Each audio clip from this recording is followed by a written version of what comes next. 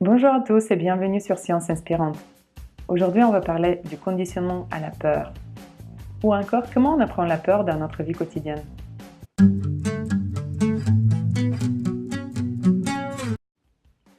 Le cerveau, cette machine puissante mais aussi mal comprise, travaille jour et nuit pour nous afin de nous protéger de certaines situations potentiellement dangereuses. Et pour faciliter son travail et intégrer la multitude d'informations qui proviennent de notre environnement, il va associer les stimulations externes avec les comportements que ça induit en nous.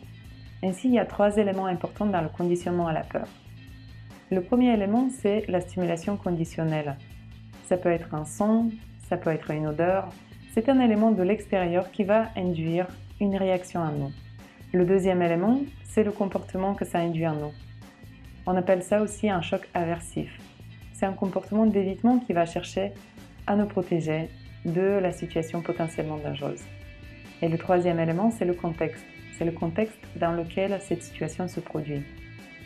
Dans notre cerveau, il y a 2 structures qui doivent communiquer afin qu'on puisse enregistrer une peur conditionnée au contexte. Ce sont l'hippocampe et l'amygdale. Et les chercheurs se sont rendus compte qu'il y avait 2 réseaux neuronaux qui s'activent de manière indépendante et simultanée pour pouvoir associer les 3 éléments que je viens de vous citer de la peur conditionnée. Le premier chemin va connecter l'hippocampe avec la partie basale de l'amygdale. Ce chemin est responsable de l'association entre le contexte et notre comportement. Le deuxième chemin, il connecte l'hippocampe avec la partie centrale de l'amygdale. Il est responsable de l'association entre notre comportement et la stimulation externe.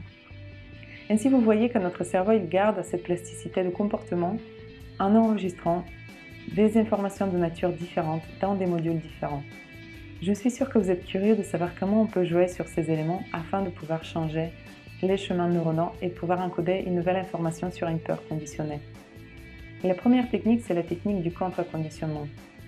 Dans cette technique, on va chercher à associer un nouveau comportement au contexte qui induisait auparavant une peur. C'est une technique qui est très utilisée dans la domestication des animaux de compagnie.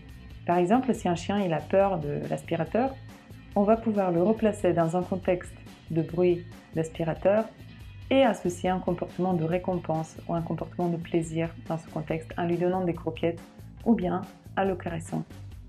Chez l'homme, ça marche un peu différemment. Les croquettes, ce n'est pas une stimulation suffisante pour qu'on désire surmonter une situation de peur, surtout si cette peur est vraiment très importante. Par contre, ce qu'on utilise en développement personnel, c'est la technique du pourquoi. C'est de se demander constamment pourquoi on veut surmonter cette situation de peur. Comment on va se sentir une fois qu'on a traversé cette peur? Est-ce qu'on sera fier de nous? Et en fin de compte, ça va créer un sentiment de plaisir en se challengeant dans la situation elle-même. La deuxième technique, c'est la technique de la désensibilisation systémique. Elle va consister à affronter graduellement les représentations de la peur qui sont créées par le contexte.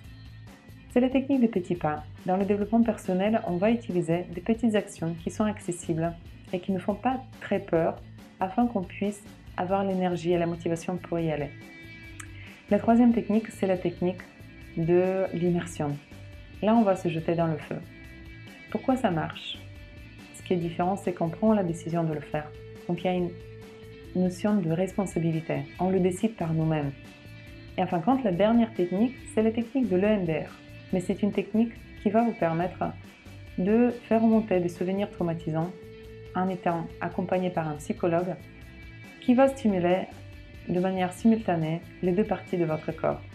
C'est une technique qui est controversée, donc c'est à vous de voir si c'est quelque chose qui vous donne envie d'expérimenter. Voilà pour les techniques d'aujourd'hui et voilà pour cette nouvelle découverte de notre cerveau qui utilise 2 chemins différents sur lesquels on va pouvoir agir si on décide de surmonter nos peurs. À bientôt sur Science Inspirante.